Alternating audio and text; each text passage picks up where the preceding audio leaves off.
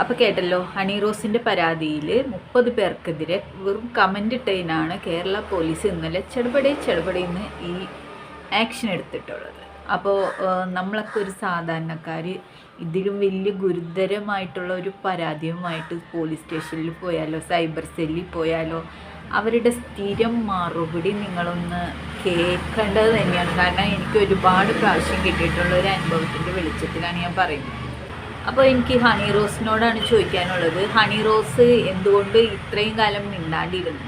ഈ ഒരു സാധനം പ്രദർശിപ്പിച്ചുകൊണ്ട് കിടന്നപ്പോൾ അതിനിങ്ങനെ ദ്വയാർത്ഥപ്രയോഗം വരും എന്ന് നിങ്ങൾക്ക് അറിയില്ലായിരുന്നു? അതുകൊണ്ടാണോ നിങ്ങളിത് എല്ലാ വേദികളിലും ഇത് പ്രൊജക്റ്റ് ചെയ്ത് നടന്നിരുന്നത്? അതാണ് എനിക്ക് ചോദിക്കാനുള്ളത്.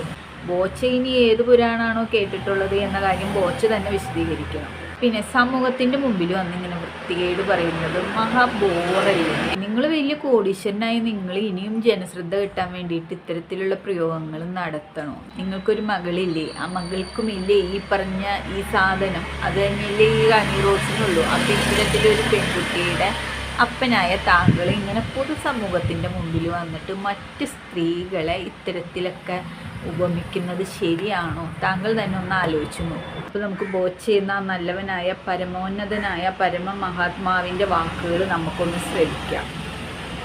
അല്ല, അതിപ്പോ എന്താ ഓരോരുത്തര് ഞാൻ നടീനെ പറഞ്ഞോളൂ, വെടിയെന്ന് പറഞ്ഞിട്ടില്ലേ?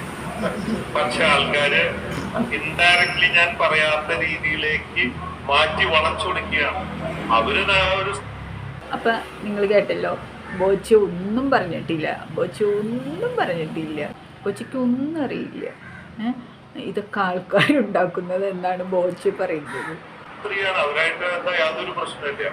ഒന്നാമത് ഈ എന്റെ സോഷ്യൽ മീഡിയയിൽ നോക്കി നടിമാര് വന്നു പോയാൽ തന്നെ പറയും, ബോച്ചെ അവിടെ ഹണി റോസ് താമസിച്ച് മറ്റേ ഹോട്ടലിലാണല്ലോ, ബോച്ച അവിടെ തന്നെയാണോ താമസിച്ച്, എങ്ങനെ കിട്ടുമോ, എത്ര, ഇങ്ങനെയൊക്കെയുള്ള ചോദ്യങ്ങളാണ്. സത്യത്തില് ഞാൻ ഈ നടിമാരായിട്ട് യാതൊരു ബന്ധവുമില്ല. എനിക്ക് അങ്ങനത്തെ ഒരു വീക്ക്നെസ്സും ഇല്ല. എനിക്ക് എന്റേതായ ഫ്രണ്ട്സ്, എന്റേതായ ഒരു മേഖലയുണ്ട്. അപ്പോ അവരെ ഞാൻ മാർക്കറ്റിങ്ങിന് ഉപയോഗിക്കുന്നു, അവർക്ക് അവരുടേതായ റെമ്യൂണറേഷൻ കൊടുക്കുന്നു.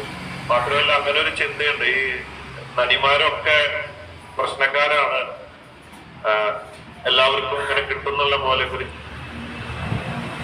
ഇപ്പൊ അങ്ങനെയായോ? വല്ലാത്ത ജാതി ചിന്തയൊക്കെ തെറ്റാണ് ശരിക്കും പറഞ്ഞാൽ. അവർക്ക് അവരുടേതായ മാന്യതയും കാര്യങ്ങളുണ്ട്, അവർക്ക് അവരുടേതായ പ്രൊഫഷനുണ്ട്, അവരുടേതായ. അപ്പൊ ഇത്രയും നാളും ഈ ഹണി റോസിനെ പറഞ്ഞുകൊണ്ട് കിടന്നപ്പോൾ ഇതൊന്നും ആലോചിച്ചില്ല. അവർക്ക് അവരുടേതായ മാന്യതയുണ്ട്, അവർക്ക് അവരുടേതായ പ്രൊഫഷനുണ്ട്, വരുമാനമുണ്ട്, കാര്യങ്ങളുണ്ട്. അല്ലാതെ ഇതൊന്നും ഇത്ര നാളും ആലോചിച്ചില്ല. ആരെങ്കിലും എവിടെയെങ്കിലും ഒക്കെ എന്തെങ്കിലും സംഭവിച്ചിട്ടുണ്ടാവും. പക്ഷെ എന്റെ അറിവില് ഈ പറയുന്ന പോലെയുള്ള ഒരു ചിന്തയല്ല. തെറ്റിദ്ധാരണകൾ പലതും ഉണ്ടാവും. അങ്ങനെയൊക്കെയാണ്. ഈ പറഞ്ഞ പോലെ കുന്തി ദേവിയാണ് ഉദ്ദേശിച്ചത്. ഞാൻ കുന്തി ദേവിയെ വർണ്ണിച്ച് കുന്തി ദേവിയെ കുറിച്ച് മനസ്സിലാക്കിയപ്പോ അവരോട് ചില സാദൃശ്യമുണ്ട്, കഥയും കാര്യങ്ങളും വ്യക്തിത്വമൊക്കെ ആയിട്ട് ഞാൻ വർണ്ണിച്ചു. പിന്നെ എന്താ പറയാ, നമ്മുടെ ഹണി റോസിന് പുരാണത്തിലെ കുന്തി ദേവിയായിട്ട് സാദൃശ്യമോ? എന്ത് അസംബന്ധമാണ് ഈ ബോച്ചെ പറയുന്നത്? ബോച്ചെ, ഈ സംഭവം നിങ്ങളൊന്ന് വിശദീകരിക്കണം. അപ്പോൾ പുരാണത്തിലെ കുന്തിദേവി എന്താണ് അവരുടെ ക്യാരക്ടർ? അവർ പഞ്ചപാണ്ഡവന്മാർക്കിടെ അമ്മയായിരുന്നു. അപ്പോൾ ആ കുന്തിദേവി ആരായിരുന്നു എന്ന് നമ്മൾ ഹിന്ദുക്കൾക്ക് എല്ലാവർക്കും അറിയാം. അപ്പോൾ ബോച്ച അതിനെപ്പറ്റി പഠിച്ചിട്ടുണ്ടെന്നാണ് പറയുന്നത്. അപ്പോൾ ആ കുന്തിദേവിക്ക് ഈ ഹണി റോസായിട്ട് സാദൃശ്യമുണ്ട് എന്ന് പറയുന്ന ബോച്ചെ എന്തൊക്കെയാണ് ഈ ബോച്ച പറയുന്നത് എന്ന് എനിക്ക് മനസ്സിലാവുന്നില്ല. എവിടെയാണ് കുന്തി ദേവിക്ക് ഹണി റോസായിട്ട് സാദൃശ്യം വരുന്നത് എന്ന് ബോച്ച തന്നെ ഒന്ന് വിശദീകരിക്കേണ്ടി വരും. എന്നാലേ നമുക്ക് അത് മനസ്സിലാവുള്ളൂ കേട്ടാ. നമ്മൾ ഇത്ര നാൾ ഹിന്ദു പുരാണങ്ങളൊക്കെ പഠിച്ചിട്ടുണ്ട്, അതിനകത്ത് നമ്മളാരും ഇതുവരെ കേട്ടിട്ടില്ല, കണ്ടിട്ടുമില്ല, ആരും പറഞ്ഞിട്ടുമില്ല കുന്തി ദേവിക്ക് ഹണി റോസായിട്ട് ബന്ധമുണ്ട്, സാദൃശ്യമുണ്ടെന്ന് പറഞ്ഞിട്ട് ഒരു പുതിയ അറിവാണ് ബോച്ചി. ബോച്ചി മഹാബ്രില്യൻ്റാണ്. പുതിയ കണ്ടുപിടുത്തങ്ങളൊക്കെ ബോച്ചി നടക്കുന്നുണ്ട്. അപ്പോൾ ഈ എങ്ങനെയാണ് ഈ സാദൃശ്യം വരുന്നത് എന്ന കാര്യം ഈ മഹത് വ്യക്തിത്വം ഒന്ന് പറഞ്ഞു തന്നാൽ വളരെ ഉപകാരമായിരുന്നു.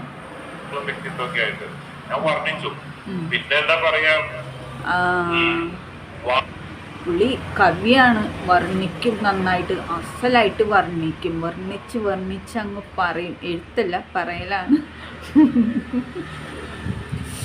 അപ്പോൾ വർണ്ണനയുടെ ആശാനാണ് നമ്മുടെ ബോച്ച. വാക്കുകൾ കണ്ടുപിടിച്ചത് ഞാനല്ലല്ലോ, അക്ഷരങ്ങളൊന്നും.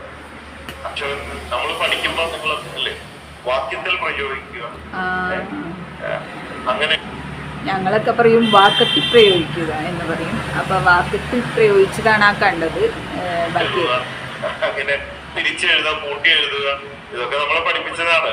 അപ്പൊ ഇതില് മോശമായി പാവം ഇപ്പോഴും കുട്ടിക്കാലത്തൊന്നും പോന്നിട്ടില്ല, മുതിർന്ന പോത്തായി.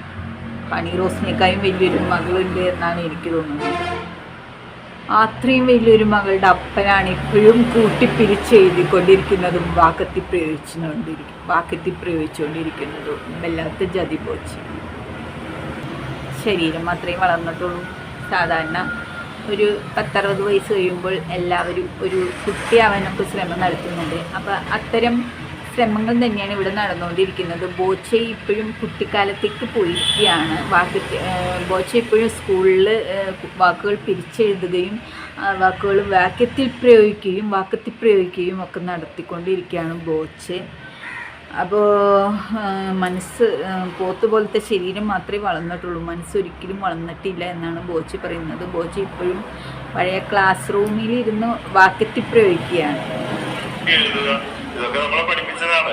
അപ്പൊ ഇതില് മോശമായി തമാശ പോലെ എടുക്കണമെങ്കിൽ അങ്ങനെ എടുക്കാം. കുന്തി ദേവി എന്ന് പറഞ്ഞ ഒരു അങ്ങനെ ഉണ്ടല്ലോ, ശരിക്കും അങ്ങനെ എടുക്കാം, ഇങ്ങനെ എടുക്കാം. കുന്തി ദേവി എന്ന് പറഞ്ഞുണ്ട്, അങ്ങനെയുണ്ട്. പഞ്ചപാണ്ഡവന്മാർക്കിടെ അമ്മയായിട്ടുള്ള കുന്തി ദേവി ഉണ്ട്. അപ്പം എങ്ങനെ എടുക്കണേ കുന്തി ദേവിയെ? എന്താണ് ഈ ബോച്ചയെന്ന് മഹാത്മാവ് ഉദ്ദേശിക്കുന്നത് എന്ന് മനസ്സിലായില്ല. അപ്പം ഹിന്ദുക്കളെ നിങ്ങൾ ഇതിന് മറുപടി കൊടുക്കണം. ഈ ബോച്ചെ എന്ന് പറയുന്ന ഈ മഹത് വ്യക്തിത്വത്തിന് ഹിന്ദുക്കളാണ് മറുപടി കൊടുക്കേണ്ടത്. എന്താണ് പുരാണത്തിലെ കുന്തി ദേവി എന്ന് ഈ മഹാത്മാവിനെ നിങ്ങളൊന്ന് മനസ്സിലാക്കി കൊടുക്കുന്നത് നന്നായിരിക്കും.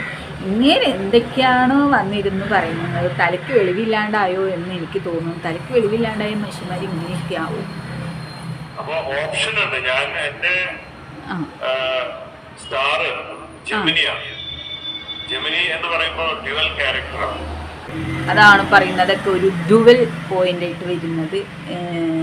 അപ്പോൾ ഞാൻ ചിത്തോടിക്കത് Gemini Gemini Gemini Gemini Gemini Gemini Gemini Gemini Kamini Kamini Kamini Kamini Gemini Gemini Gemini Gemini Kamini Kamini Kamini Kamini. ജെമിനിയും കാമിനിയായിട്ട് നല്ല കണക്ഷൻ ഉണ്ട്. അപ്പോൾ അതിങ്ങനെയേ വരുള്ളൂ. അപ്പോൾ എല്ലാം ഡബിളാണ്, ട്വിസ്റ്റ്. ഡിഫറെന്റ് റോളിൽ പോയിക്കൊണ്ടിരിക്കും. അപ്പോൾ രണ്ട് ഓപ്ഷൻ ഉണ്ട്. എങ്ങനെ എടുക്കാം, അങ്ങനെ എടുക്കാം, എങ്ങനെ വേണമെങ്കിൽ എടുക്കാം. അതാണ് രണ്ട് ഓപ്ഷൻ ഉണ്ട്. ഇങ്ങനെ എടുക്കാം, അങ്ങനെ എടുക്കാം. അങ്ങോട്ട് ചാടാം, ഇങ്ങോട്ട് ചാടാം, അങ്ങോട്ട് ചാടി ഇങ്ങോട്ട് ചാടാം, അങ്ങോട്ട് ചാടാം ഇങ്ങോട്ട് ചാടാം. അതാണ്, മനസ്സിലായല്ലോ. ചിരിക്കാൻ താല്പര്യമുള്ളവര്, കൂളാവുന്നവര്, ലൈഫ് എൻജോയ് ചെയ്യാൻ ആഗ്രഹിക്കുന്നവര്, എന്റർടൈൻമെന്റ് ആഗ്രഹിക്കുന്നവർക്കൊക്കെ അങ്ങനെ എടുക്കാം. സീരിയസ് ആയിട്ടുള്ളവർക്കൊക്കെ മറ്റേ അർത്ഥത്തിൽ എടുക്കാം. എന്നെ ചീത്ത അപ്പോൾ എൻ്റർടൈൻമെൻ്റൊക്കെ ആഗ്രഹിക്കുന്നവർക്കും തമാശ ആസ്വദിക്കുന്നവർക്കും ഒക്കെ അത് വേണമെങ്കിൽ അങ്ങനെ മറ്റേ അർത്ഥത്തിലെടുക്കാം. അല്ലാതെ സീരിയസ് ആയിട്ടൊക്കെ എടുക്കുന്നവരാണെങ്കിൽ എന്നെ ചീത്ത പറയാം എന്നൊക്കെയാണ് നമ്മുടെ മഹാത്മാവ് പറയുന്നത്. ശരിക്കും പറഞ്ഞാൽ ഈ ഒരു വൈലോപ്പള്ളി, തുഞ്ചത്തെഴുത്തച്ഛൻ, കുഞ്ചൻ നമ്പ്യാരും, വയലാർ അങ്ങനെയുള്ള അവാർഡുകളൊക്കെ ഇദ്ദേഹത്തിന് ഈ ബോച്ചെ എന്ന് പറയുന്ന ഈ മഹത് വ്യക്തിത്വത്തിന് കൊടുക്കണം എന്നാണ് എനിക്ക് പറയാനുള്ളത്. എന്തായാലും ഇങ്ങേരൊരു മഹാകവിയാണ് എന്ന് തെളിയിച്ചിരിക്കുകയാണ്. ഇങ്ങേരൊരു നിമിഷകവിയാണ്. ഇങ്ങേര് നിമിഷ നേരം കൊണ്ട് ആളുകളെയൊക്കെ ഇങ്ങനെ പുരാണങ്ങളിലെ കഥാപാത്രങ്ങളോട് ഉപമിച്ച് വർണ്ണിക്കും. എന്തായാലും അദ്ദേഹത്തിന് ഈ പറയുന്ന നമ്മുടെ മൺമറഞ്ഞു പോയ മറ്റു മഹത് വ്യക്തികളായ കവികളുടെ ആ പേരിലുള്ള അവാർഡുകളൊക്കെ ഈ പറയുന്ന ഈ പരമയോഗ്യനായിട്ടുള്ള ഈ ബോച്ചെ എന്ന് പറയുന്ന ഈ വ്യക്തിക്ക് കൊടുക്കണം എന്ന് എൻ്റെ അപേക്ഷയാണ് സുഹൃത്തുക്കളെ. ഒരുപാട് പേര് അപ്രീഷിയേറ്റ് ചെയ്യുന്ന, എൻജോയ് ചെയ്യുന്ന വീഡിയോ. അപ്പം ജനങ്ങൾക്ക് എൻജോയ് ചെയ്യാൻ വേണ്ടിയിട്ടാണ് ബോച്ചെ ഇത്തരം കാര്യങ്ങൾ സമൂഹത്തിലേക്ക് ഇട്ട് കൊടുക്കുന്നത്. അതും നമ്മുടെ നടിമാരെ അവഹേളിച്ചുകൊണ്ട്. നടിമാർ എന്നതിലുപരി അവരൊരു സ്ത്രീയാണ്. അപ്പോൾ സ്ത്രീ കഥാപാത്രങ്ങളെ നമ്മൾ എന്ത് ചെയ്യേണ്ടത്? നമ്മുടെ മലയാളം എന്താണ് പഠിപ്പിക്കുന്നത്? നമ്മുടെ ഇന്ത്യയിൽ എന്താണ് പഠിപ്പിക്കുന്നത്? സ്ത്രീകളെ ബഹുമാനിക്കാനുള്ള ആ ഒരു കാര്യങ്ങളാണ് നമ്മുടെ ഇന്ത്യയിലെ സംസ്കാരം നമുക്ക് പറഞ്ഞു തരുന്നത്. അപ്പോൾ അതൊന്നുമില്ലാത്ത ഈ മഹത് വ്യക്തിക്ക് ഞാൻ നേരത്തെ പറഞ്ഞ പോലുള്ള അവാർഡുകൾ കൊടുത്ത് നിങ്ങൾ മലയാളികൾ തന്നെ സ്വീകരിക്കണം.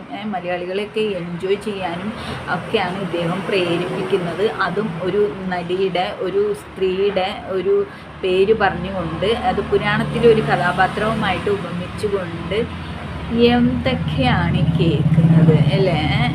ഇട്ട് കൊടുക്കുകയാണ് ശരിക്കും സമൂഹത്തിലേക്ക്. അപ്പോൾ ഈ ഇങ്ങനെ ഇട്ട് കൊടുക്കുമ്പോൾ ഈ കേൾക്കുന്നവർ, ഈ പറഞ്ഞ ടീമുണ്ടല്ലോ, എൻജോയ് ചെയ്യാൻ ആഗ്രഹിക്കുന്ന ടീം, പിന്നെ നമ്മളെപ്പോലെയുള്ള സാധാരണക്കാരായ ആളുകളൊക്കെ എന്താ പറയുക, ഇതിലൊന്നും ഈ എൻജോയ്മെൻ്റ് അല്ല കാണുന്നത്.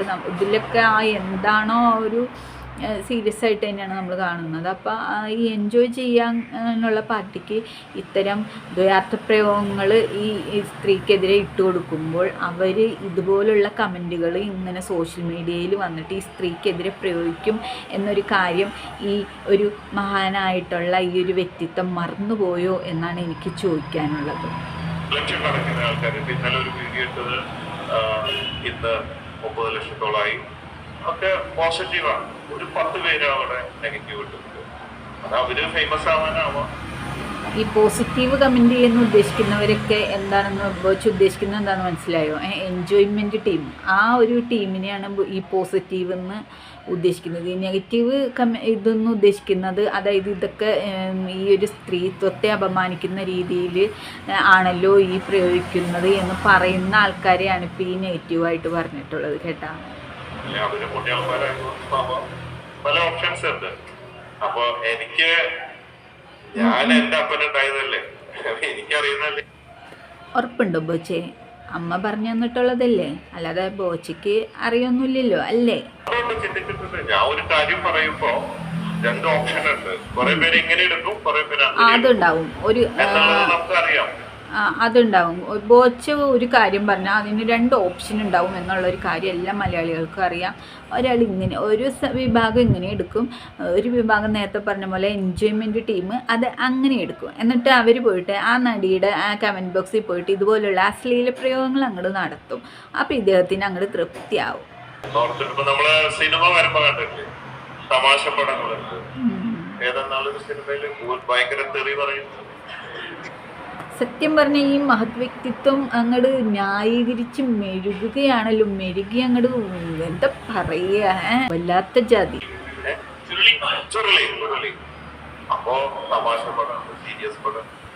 ഈ പുള്ളിക്കാരന് ഈ സമൂഹത്തിനോട് ഒരു പ്രതിബദ്ധത ഇല്ലേ എന്നാണ് എനിക്ക് ചോദിക്കാനുള്ളത്. ഒരു പെൺകുട്ടിയുടെ പിതാവായ ഇദ്ദേഹം മറ്റൊരു സ്ത്രീക്കെതിരെ അത്തരം മോശം പരാമർശങ്ങൾ പബ്ലിക്കിൽ വന്ന് സോഷ്യൽ മീഡിയയിലൂടെയൊക്കെ നടത്തുമ്പോൾ ഇദ്ദേഹത്തെ ശരിക്കും നമ്മൾ മലയാളികൾ പൂജിക്കേണ്ടതല്ലേ? നിങ്ങൾ തന്നെ പറയാം.